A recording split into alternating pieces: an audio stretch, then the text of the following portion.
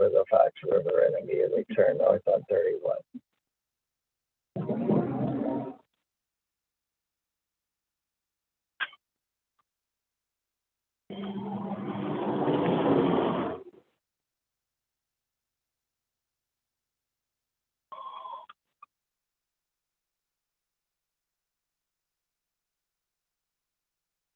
I don't know how to mute my phone. I'm assuming.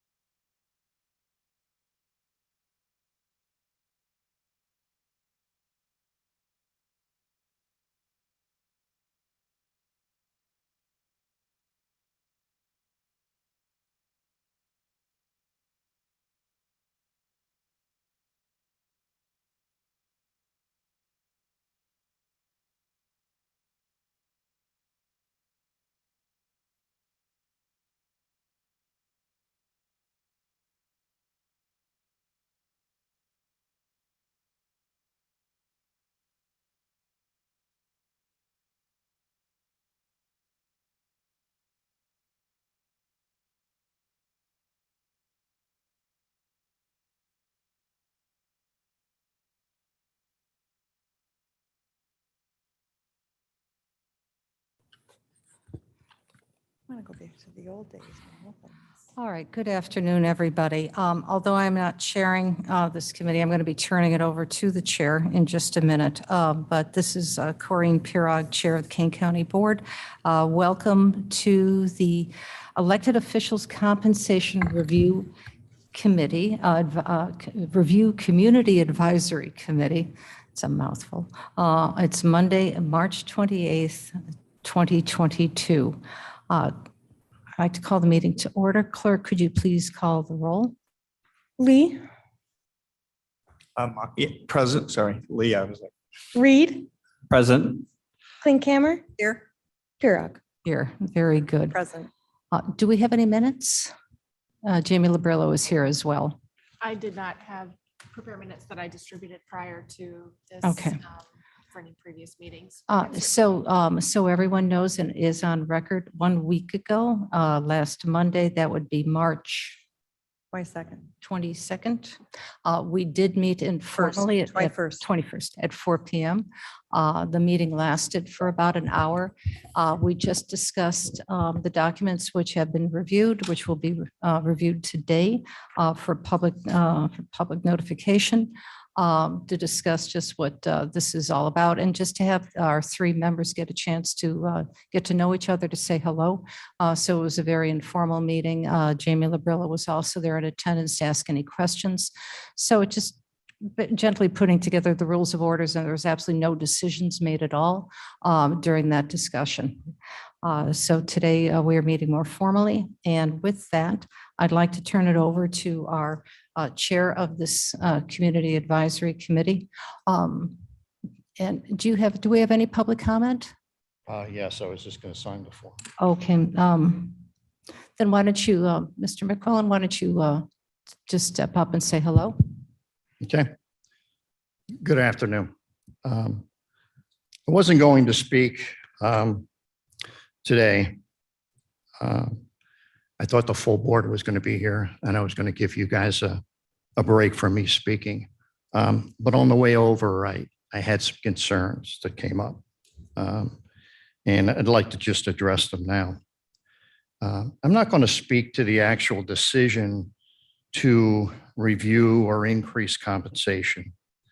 I'm going to speak to the process. First of all, I was wondering how the committee was selected. And actually, two of the members introduced themselves to me as they came in. And I asked them how they were selected. And they said they get a phone call from the board chairman. And I think that's kind of odd, especially since I know the name of the other committee member, and I know she's a past elected official.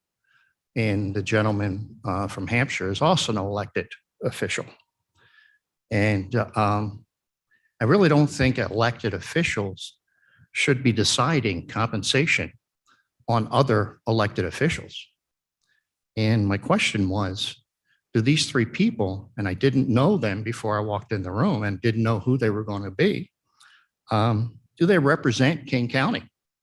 And do they represent what the taxpayers of Kane County want as far as compensation for the employees of Kane County?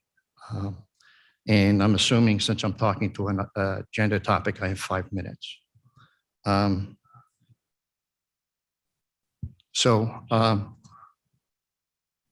Is there feedback somewhere? To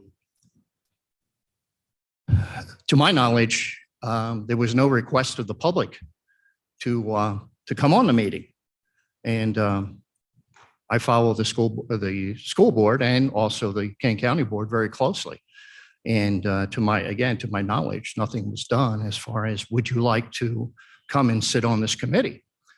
So that leads me to think, or people to think, maybe not me, that it's a backdoor kind of thing. And I don't think that's the impression that the Kane County board should give to the residents of Kane County. I think this should have been an application process and said, you know, those who like to sit on this board or committee, please send a resume in, send your name in, and we'll talk to you. Not selective phone calls. That's not what I see as transparency. And then secondly, All of these committees that I've seen that talk about compensation always compare the compensation to other counties. That means nothing to me. It means nothing if you compare us to DuPage or to Lake or to Cook. This is not any of those three counties. This is King County. And everyone says, oh, well, they haven't gotten raises and people are going to leave. We're going to lose good people. Well, I sat here about 2 or 3 months ago when the interim human resource person spoke about people leaving and that she was having interviews as people left and asking them why. And she said that one of the board members asked to be updated on a monthly basis. And the response was, oh, there's not enough people leaving for you to be updated on a monthly basis. So if people aren't leaving, why are we even reviewing this? They don't seem to be unhappy with their salary if they're staying. And elected officials, of course, can't be unhappy with their salary because they've decided to run. If they were unhappy with their salary, they would have run for another county or another elected position somewhere. So I'm really concerned about what's going to come out of this committee.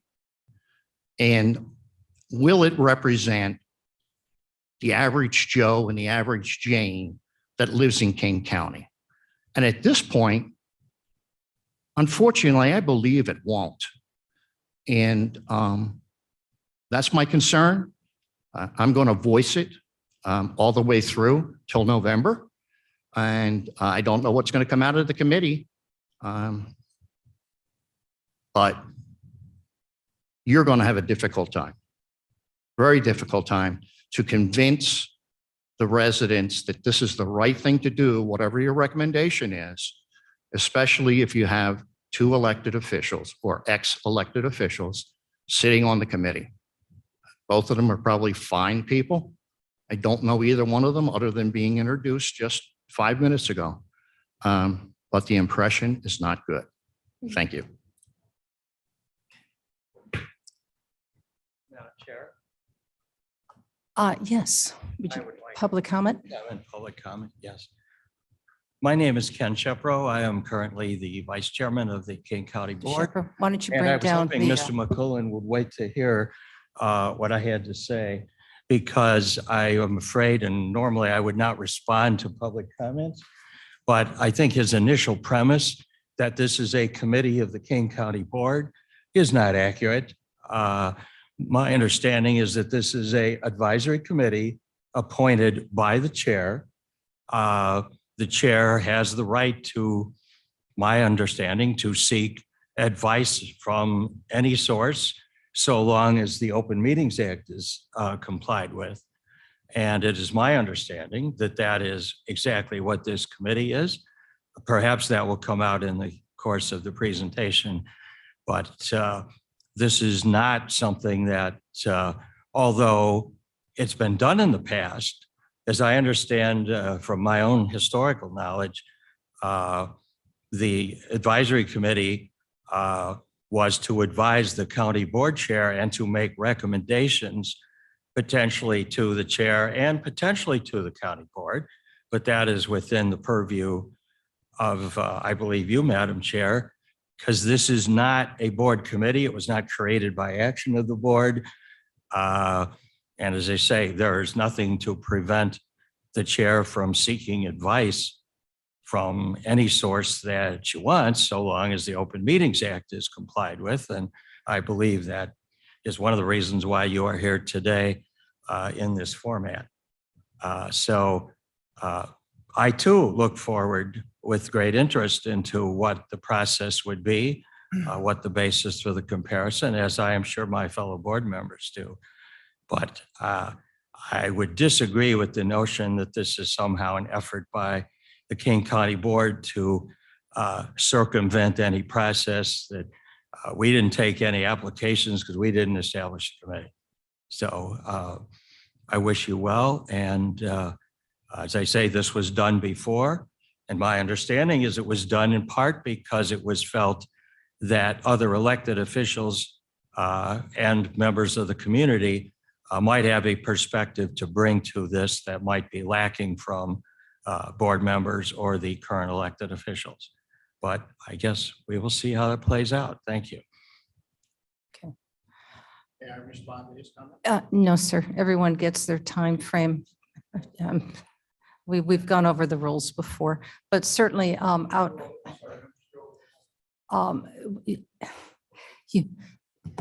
when you spoke previously, but we have to go on because otherwise I go into a dialogue and that's not what part of Robert's rules we're doing. You had your chance, everyone had their chance to talk. So before I turn it over to Mrs. Klinkhammer, every 10 years, as we talked about this before, so just it's on public record, we have an opportunity to have a clean slate of all of our elected board members. Our county officials are elected for off year, some 2-year segments. So some of them get elected this cycle, some of them will get elected during the presidential cycle. So it's kind of so that everyone is not up all at the same time. But however, once every 10 years, the county board members are elected all at the same time. So it can be a clean slate. So this is an opportunity for all of us to review what the compensation could possibly be, an adjustment for our county board members, as well as this countywide elected officials, the 3 who are up this year, to amend their salaries. This is done as a regular basis, and this is the last part of my homework assignment to get this through as part of the decennial changes. First was the maps, then were the precincts, and now it's compensation. So this is the last of the 3. So that's why we're meeting. And if you are completed with recommendations today, they will be taken to the executive committee it'll be meeting next week. If you would, recommendations are not ready for that, we will bring it to the full board and have a subcommittee made of the executive committee, or I will have the executive committee meet in a special meeting to discuss this. So I can have a subcommittee of the executive committee, which will be made up of board members who will review and either accept, amend, or discharge your recommendations. So it'll be up to that subcommittee then will accept, negate, or amend your recommendations that you'll be making to them, and they will be bringing their recommendations then to the board for their acceptance and a vote. And it has to be voted upon, and I don't have the exact calendar date, but the first Monday in December, all of the county board members are sworn into office. So it has to be 180 days before that occurs. So we will do the back count, plenty of time for the executive committee next week. So they have that information as well. But I thought we'd do one step at a time, and so that I don't get ahead of myself, if we can just take a look at what you feel the compensation would be after your study. And we're here to answer any questions for you. And this is an informal, it's an informal setting, but please, this is an informal fact-finding discussion. And all of your thoughts are welcomed, and all questions are welcomed. And I got answers here. and Mrs. Labrillo also has answers. So we're here just to help guide you through that process. So with that, I'd like to turn this over to Mrs. Klinkhammer, who will lead our discussion. So it looks like we're on number 4 here. We are going on to number 4. Unfinished business. Thanks for all the information that we got. I mean, it was very helpful. Mike did throw out some information. Make sure you stick close to the mic, so just for the recording. Yeah. Mike had sent out what I thought was a really good plan as far as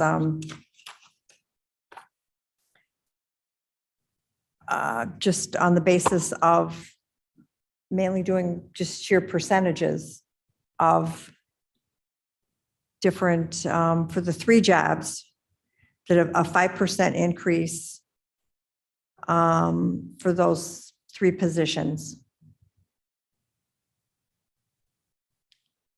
And that is the treasurer, Clerk clerk, and just for the record, and sheriff. and the sheriff. I think that it's just for the matter of public record. I mean, it's probably good that we mention that the salaries have been frozen for a set period of time. Mhm. And that these haven't been reviewed.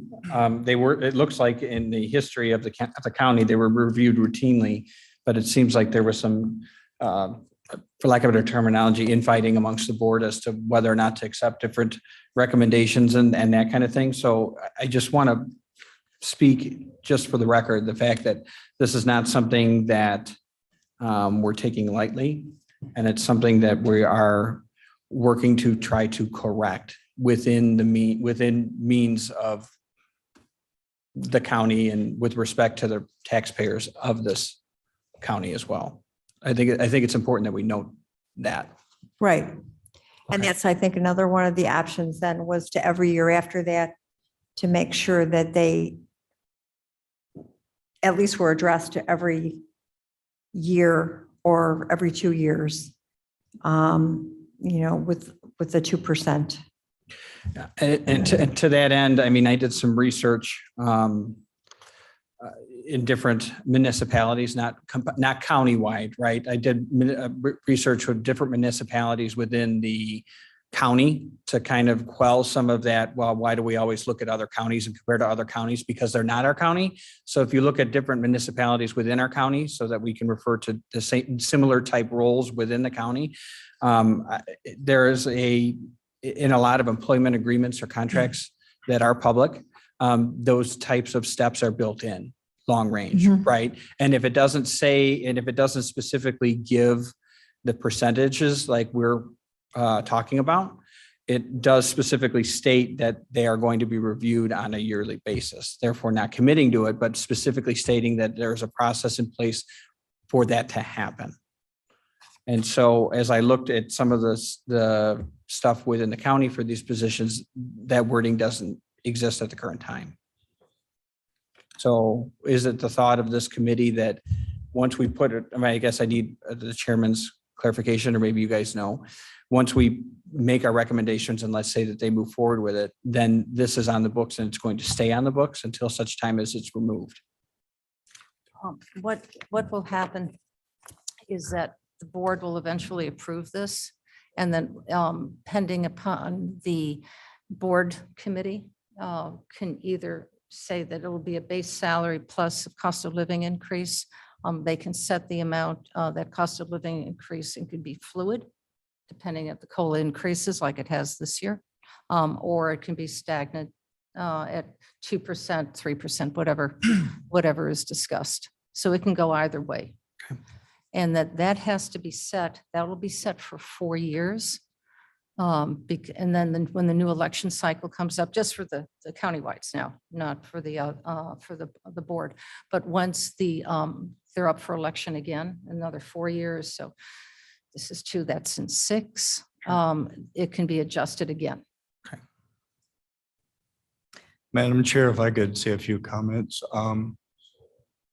First of all, I work for a not-for-profit in the county. I represent about 20,000 members that call King County their home. My wife is a nurse that serves at a school district. So pulling me on this as well as the other 2, I think we're excellent people who represent the county and live and eat in this county and serve people every day. Secondly, when I saw the information, it kind of appalled me that our county is not taking care of the people that I depend upon every day to keep me safe, to make sure my taxes are done well, to do the basic functions that I see as a citizen should be my right living in this county. Also, being a businessman, I know how tough it is in our environment today to hire quality people and to keep them. Anybody who picks up a paper sees this problem. It's chronic across our nation right now.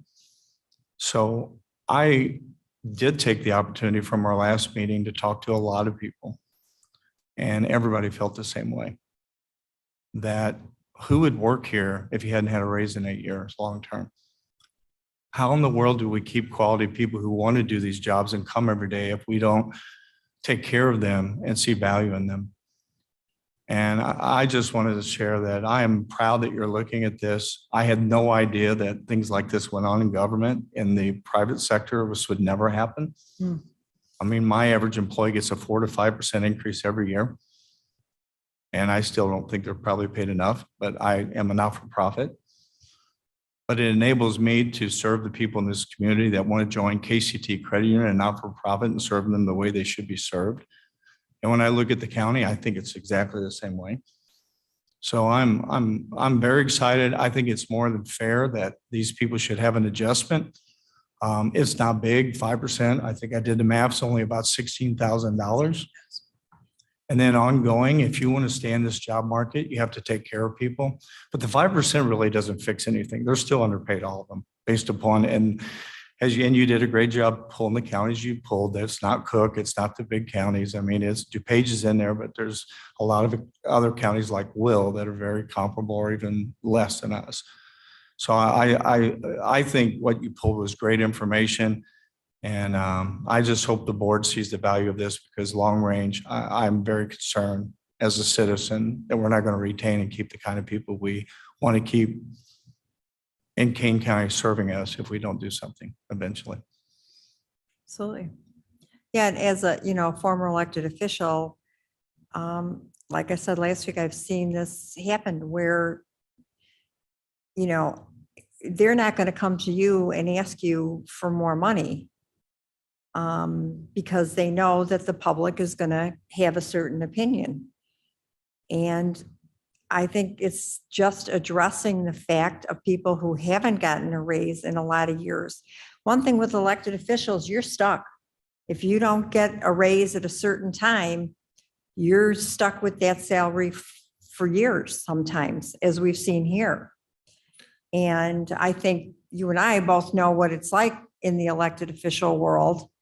And thank gosh, we have a good financial person to help us along to see I don't think everybody perceives that elected officials are paid too much. Or they do perceive that they're paid too much. And I don't know that a normal citizen would look at it in the right way. If you're going to load a committee with 10 people who are just not happy that elected officials get paid at all. Oh, okay. Well, yeah, I mean, this is why people don't go into political office. I think that it's, when we're talking about elected officials, I think that we need to just clarify that we're really speaking at this point only about the 3 positions, correct? Correct. So the Kane County Sheriff, the Kane County Coroner, and the auditor at the auditor at this time. And as it pertains to this part of the conversation that we are having at this very moment, we are talking about those 3 elected positions. Right. Mhm. So you're recommending, are all 3 of you in agreement, a 5% increase? And then across the board for both the treasurer, the clerk, and the sheriff. Would you like to consider the COLA? Is that something that you'd like to talk about, or would you? I think that it's needed, because at the same time, I think that just setting the salary once for every 4 years, I think that that's unfair. And I think that if somebody runs, as I look at it from a public safety perspective only, okay? So we can talk about the positions individually, if we could, just for a moment. And I look at the job of the King County Sheriff, and I look at some of what his, I don't know, proper terminology, what are the other like police chiefs in the county are paid? Okay, it's the one geographically not, I mean, if you look at what is a perfect example would be, and I'll call out what our village pays, right? So you look at what the police chief of Hampshire, Illinois makes in comparison to what what we would consider the police chief of King County makes, they're pretty close. And I would argue that the job, while I appreciate the job that Chief Thompson does, that he does a fantastic job for the village, I would argue that the job of the King County Sheriff is a much more, it's a different type of job, right? The geographically, it has to cover the same county. He has to manage more people. They have to manage different social circumstances and that kind of thing, and provide a service to the entire county. And a jail. Correct, and the jail.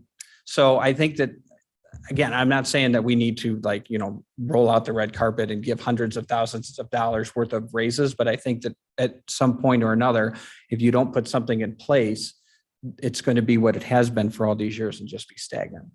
So I don't necessarily know if it's COLA or a certain percentage increase, or because we could talk about merit increases, but I don't know how you justify merit increases in government. I don't think that happens. I don't think you could do it. Not for elected officials. It Right. cannot. Nobody Right. evaluates them other Right. than the voters, right? Correct. Right. That's correct. Yeah.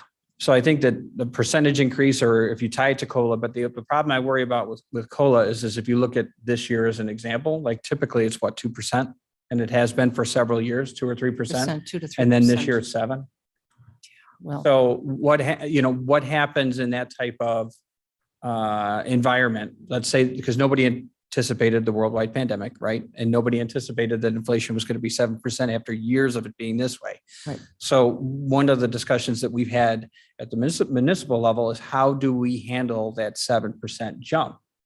It's sometimes, if it's 7 or 10%, that might not be sustainable mhm. over long periods of time. So I don't know how you tie it to COLA or you tie it to separate percentages. Or not to exceed. Yeah. I Well, just, historically, COLA, if you go back 30 years, is the average inflation is 1.9%. So if we did 2%, all you're doing is doing an average of what it would be historically over the last 30 some years. So, and the goal there is you're not like giving anybody any big benefit. You're just trying to keep up with wages, that your wage today is going to be somewhat comparable tomorrow, Mhm. and have the same buying power. That's all we're trying to do. so just an annual step, Um, an annual step raise. Exactly. So I don't know how you could write it to say that, X amount of percentage or COLA or whatever is less, or I don't know how you would write that so that it would make the most sense. So it's not like a slap in the face, but it's also fiscally responsible for the county, something that's sustainable. Well, I do know, working with the school districts up and down the county, the average raise of school teacher rates is 2%. Yep. So that's been set in stone for a long time. So we're not doing anything that wouldn't be out in sync with something that's already pretty much accepted across the county. Right. The Winnebago just settled it. And doing a comparison with another county, which is similar to us. Our treasurer, Dave Rickard, left his position to go down to a staff position in Winnebago. So right now, they've given increases of 9%, 7%, and 10.5%. As just budget adjustments, salary adjustments. The sheriff got a 9% total increase of 10,961. So that individual in 22 will be making 130,000. The treasurer was making 85,873. They'll now be making 92,000, and the clerk was making 85,873. Now we'll be making 95,000. So that, and it also includes a COLA. But it doesn't determine what that COLA is. So I like your idea very much of keeping it at a set rate because it's very easy for our budget to be able to adjust to that without having the fluidity of the ups and downs of what may be happening in the near future. Certainly these next 4 years, certainly the next 2 years. Yes, Jamie, the union, like the sheriff's department, their union, did they just sign a contract or? There are several unions with the sheriff's Within the- department. okay. And they're in negotiations. I don't believe there's been anything officially signed yet, but that's been going through negotiations. Okay, because they usually put in a yearly, Yes, they always do put Yeah. in, yes, they put in step raises for all the employees covered by their collective bargaining agreement. and is that true of most of the departments in the county? Yes, all the collective bargaining agreements do cover step raises for the employees covered by those agreements. Okay. Is it more merit-based on some of them, or? It really varies depending on the collective bargaining agreement, but often they are set step raises.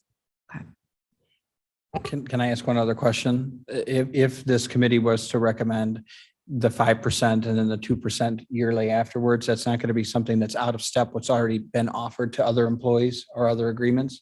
That's not over and above? Or is it?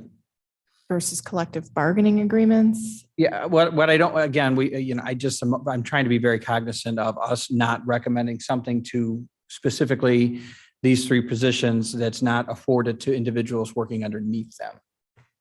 Does that make sense? Yes, it does. And I don't think that would be out of step. The sheriff, for example, does have the purview to set the raises and salaries of the staff within his office. There are a number of non-union staff as well as union staff that may receive raises. At 2% is the standard that has been given to county employees or to the salary budget of those elected officials, generally speaking, recently, that they can use as a pool then to adjust salaries. But these salaries have been frozen for such a long time that I don't think that 5% or a 2% COLA would be out of step of what employees receive. Right. And I forget the actual date that it was frozen, but I mean, because I saw a bunch of it in here. It was like Different dates. 2010 that they rejected it. In 2018, they rejected it. And in 14, it was set, totally set at 14, in 2014, and then nothing has come since that point. But you're right, there was adjustments that were going to be made, suggested in 10. Right. It's time for the census. So I just wish that, and I apologize, there's so many numbers. I just wish I would have had the date of the last salary adjustment for these positions. I think that would speak volumes. It was in 2010 with some final adjustments in 2014. So just to be clear, since 2010, well, we can even say since 2014, the salaries that we're speaking about now of giving a 5% raise to have not been touched since the year 2014. So in most cases, 5% in 2014 would be, if you were to go even at 2% from then to now, we should be a lot higher than what we're suggesting. Right, there'd be a lot of making up to do. And this doesn't even come close, but at least it starts the process. Mhm. And that would hopefully spill over to the next one. The next cycle of, In 2 more years, there'll be several other countywide elected that will be going through this exercise the same. And what is initiated here will most likely be initiated, I would think fairly, for the next set of candidates or elected officials. But there may be some adjustments to that as well. Okay. I'm comfortable moving forward with a 5% and then 2% in the years after. That's me. Is that the consensus of all three of you? Okay, Yes. perfect. Yes. The total, the total was what, $16,000 $16,237. for those three. And then we can have I'm not the chair, so I apologize. I don't mean to step on anybody's toe. But Step. no, I'm just saying, and then we can have the conversation about the King County Board members. Okay, so plus 2%? 2% annually. 5%. Would that percent annually? But would that have, like we were talking, would that have a It was, end date? Or it was 16,257, 16,237. 37. Or- Gave them a pay raise already. With the 2%, would that be for the life of their term? For the 4 years, For the 4 years? for the Yes. 4 years, correct. That's So- correct. So that would be set, and that would, we'd look at, There would be an annual cost and that would be factored into their compensation. We would just put together a chart for that to show what that 2% increase would be as we go out. So 22 would be established, 23, 24, and then up again on 25. No, I'm sorry, 23, 24, 25 into 26 for the new election cycle happening.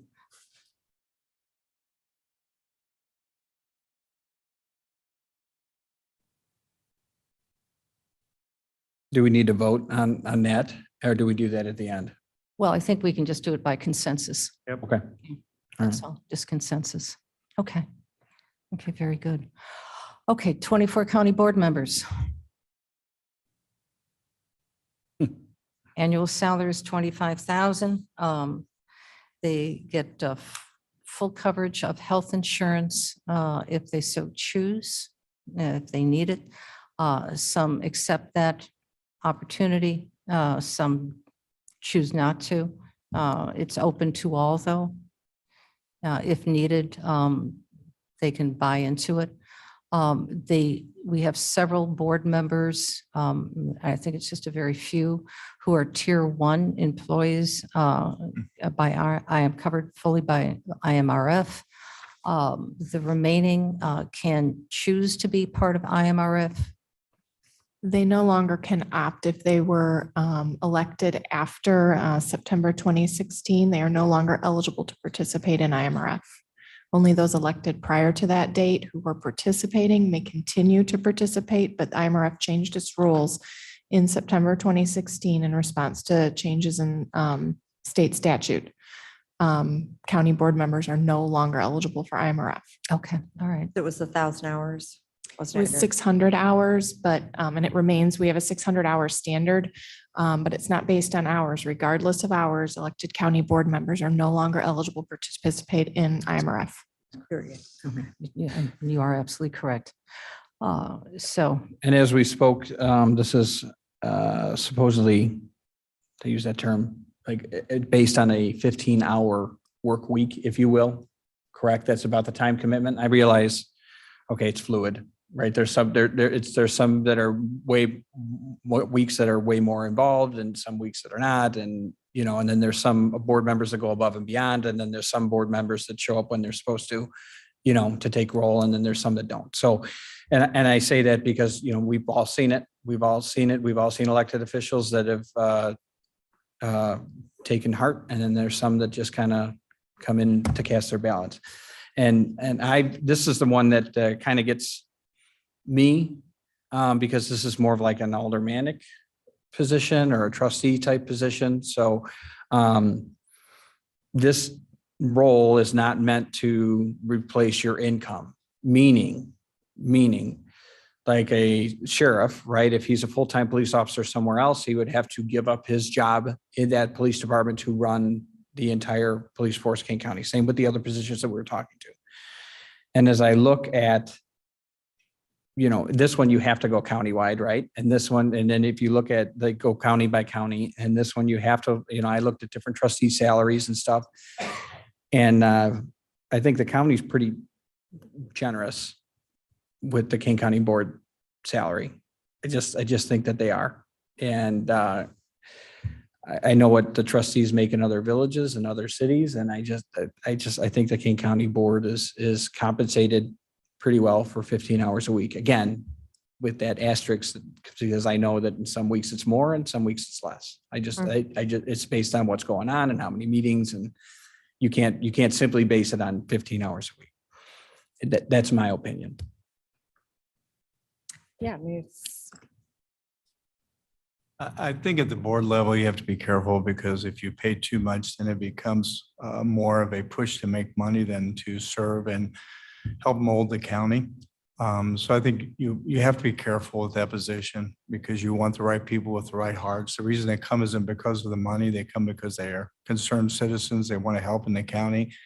And I tend to agree. I mean, if you do the rough math, it's almost, I think, $35 an hour that they're making if they're doing that 15 hours a week. And for, in essence, something that probably was really centered more around volunteering than livelihood, I think it's fair compensation. I do. I'm much more concerned about the people, as you said, that this is their livelihood. This is their only means of income. Absolutely. $500 a week. 30, yes, $35 an hour approximately. I just have one more question for Jane. Now, the elected officials, are they in IMRF? They can There. opt in or opt out. That's their option. But yes, they do typically opt in. Yeah, I'm fine with leaving the board salaries the way they are. Now, there is a question that is always raised from time to time, and I'll ask this.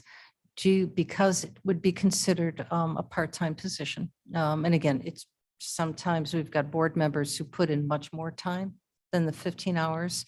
I mean, significantly more. And then others, much more moderate in that. No, they do the job, they study, but they're not as potentially as active, especially as the individuals who are our chairs of the committees, who are much more active with this. They don't receive any additional compensation if you become a chair. It's really quite an honor to be selected to do that.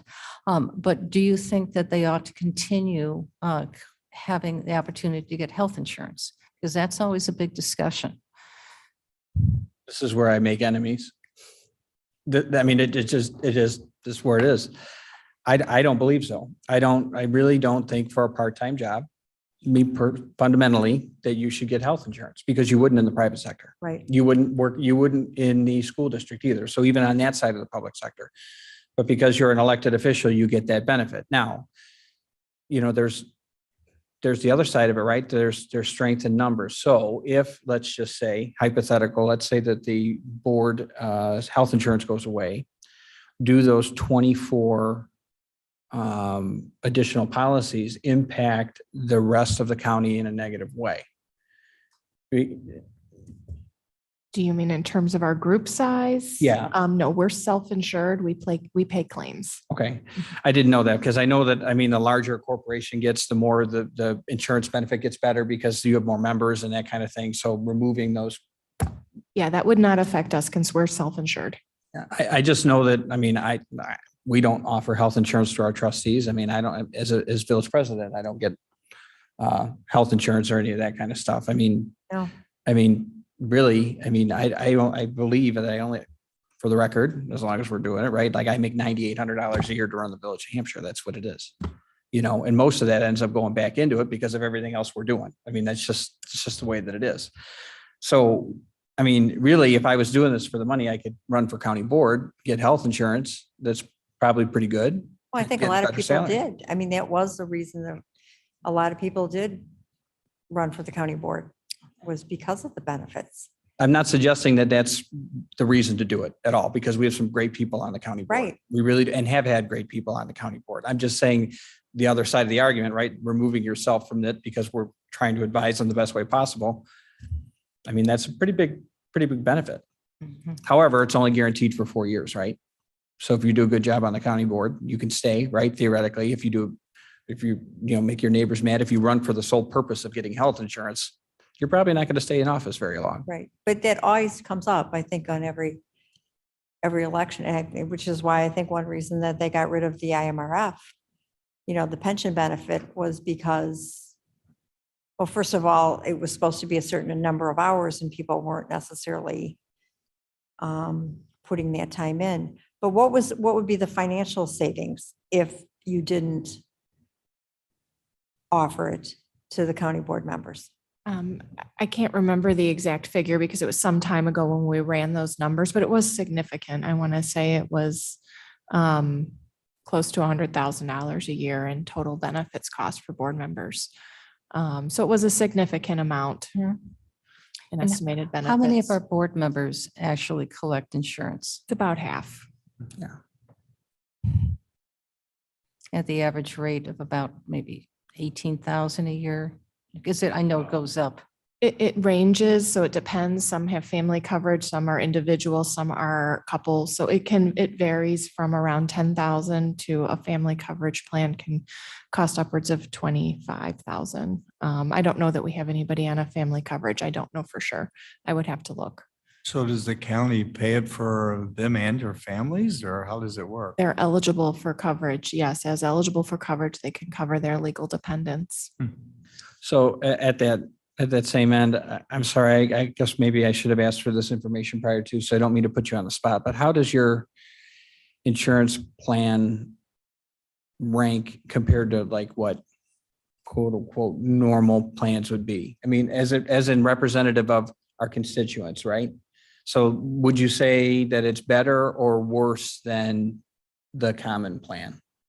Would say it's consistent on the side of good, consistent plan.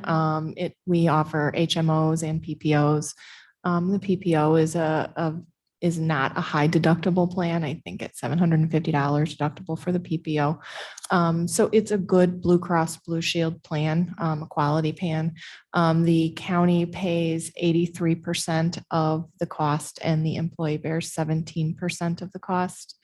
That is based on claims paid and administration cost to Blue Cross Blue Shield, since we pay actual claims and every year we evaluate the cost of claims paid, expected growth, cost of administration fees, divide that out by the total number of participants to come up with a premium amount. But ultimately, the county actually pays actual claims. It seems to me like that's a pretty good benefit. It always has been. Yeah. And I would probably argue, based on the explanation, that there are a lot of people that live within the county that can't even qualify for a plan that good. So. And I think you also have to look at, I mean, board members really technically are not employees of Kane County. No, they're elected officials. And that's what, I mean, I think even in St. Charles, we always had to make the distinction that you don't get the benefits because you are not an employee of the city of St. Charles. You are an elected official. I think I'd get run out of office if I suggested that my trustees should get medical coverage. I think our community in Hampshire would run me out of office. I really don't think there are any, I don't know of any communities that still do that. Well, from the private sector's view, typically you can't even get health insurance unless you're putting in at least 30 hours a week. Probably, and a lot of the insurance companies won't even allow you to be under the group unless you do that. Probably part of the reason you're able to do that is because you are self-insured and you get to make some of your own rules.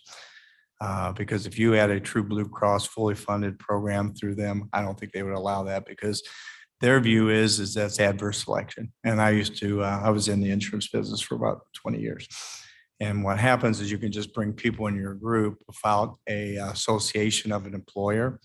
So think about that. Somebody could come on, have a health problem. It's a lot of insurance companies are very hesitant with that, because that's how they have adverse claims sometimes, because you don't have that unity of a group, the explanation of why you deserve to have coverage under this organization. And at 15 hours now, that would never fly in the private sector. I mean, it's usually a minimum of 30 to 35 hours to even be eligible to be part of the health plan. So just FYI. So I'm hearing, is it your consensus to not offer health insurance for the neither individual nor family health insurance to the 24 county board members? It's part of the compensation. Part of the compensation, yeah. Now, if this is something, though, that we would recommend to the executive committee, they could have a discussion themselves about it, right? Yes, of course. Oh, absolutely. Because we don't have any authority to make any decision anyway. We're just making the recommendation based on what we see. That's correct. That's accurate. That's accurate. Mm-hmm. And once again, this is a discussion today. We did not talk about this as deep at the last meeting. So this is kind of new information for me. That's quite a benefit. It really is. I'm not saying to remove it, but I think it needs to be recognized that it's more than generous. Okay, very good. I brought that up because we had a number of board members who have talked about that previously in the past. And it was internal discussion amongst board members. It's nice to get a sense of what community people feel about that as well. I would argue that I'm sure that it doesn't come up much in conversation when somebody's running for county board. And I'm sure that most of the county doesn't realize that they're paying the bill for it. I'm sitting here and I can tell you, if I can make phone calls right now. We could do it right here and I could go, did you know that the Kane County board members are eligible for full insurance paid by the county? And they'd say no. I guarantee. So I'm not saying that it's done in secret. I'm not saying that it hasn't been done in the past. I'm not saying anything, but I'm just saying me personally, I was not aware until this. And so if I'm not, and I'm pretty in the know, I'd like to think. I think in previous years, in many of the elections, it was an issue because you would get, people that, like I said last week, that would sit there and go, oh, I didn't even know there was a compensation. I didn't even know. And then there's other ones who I think really got called out for taking it, to their advantage, especially with the pension thing. That was a huge thing years ago because people were, contributing and getting pension, you with IMRF, you're vested after 8 years. And if you're getting 25,000, I mean, it adds up. And if they would go to other jobs that were reciprocal, or you had people that had already had a pension and that were running, when you had people that would come here and that came from the state system, and so they would be collecting that pension and then they would start this pension but it would die down right away after everything, kind of, but it used to kind of be a big issue. A big issue. It at was one talked time, about. yeah. And to clarify as regarding pension, and then I think you've made some great suggestions. It's 10 years, is that correct? 10 years for an elected official to get vetted into the IMRF? IMRF is in 2 tiers. If your first IMRF job was before January 1st, 2011, then you are tier 1 and you are 8 years to vested. If you were first hired into an IMRF position after that date, then you are tier 2 and you need 10 years to be vested. Okay. Mhm. So you'd have to have 3 terms of office as a county board member to get vested into IMRF. But that's not something that we can, that anyone would be eligible for now. They're Anyway. no longer eligible. Yeah, and that's a change in the Illinois pension code. So that wasn't a decision of the county. It was a state decision and IMRF is enforcing those rules. Sure. Correct. I think elected officials Okay, are- so to recap,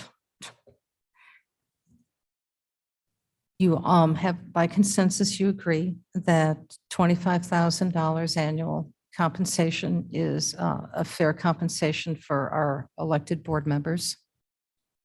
Agreed?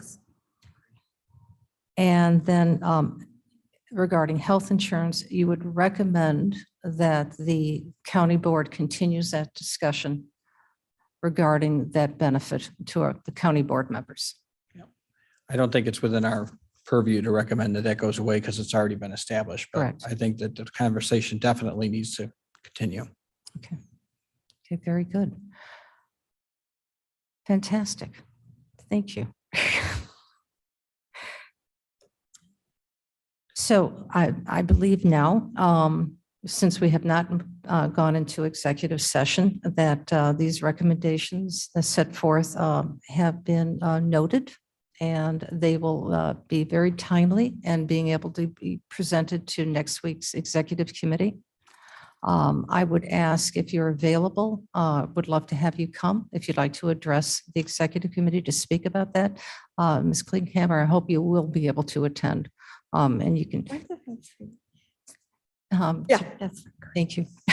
when are your meetings? The meeting takes place next. Wednesday at 9 a.m. should be correct. Would you be I'm gonna available? verify Yeah, I that guess. with Blair. Why don't you check your calendar and get back to me? If not, if you're not available, we can always have you Zoom in. But it's nice to have of the voice of this advisory committee speak to the executive committee. So it's not my voice or Jamie's voice. It's the executive, the advisory committee's voice speaking. And then, thank you. I cannot express my deepest, how much I deeply appreciate the time and effort and thought you put into this. This is going to be an important discussion for our board to have as it moves forward with making its recommendation for these 28 elected officials. 27. Very good. May I have a motion to adjourn? I'll make your motion. Thank you. Second. Second. All in favor?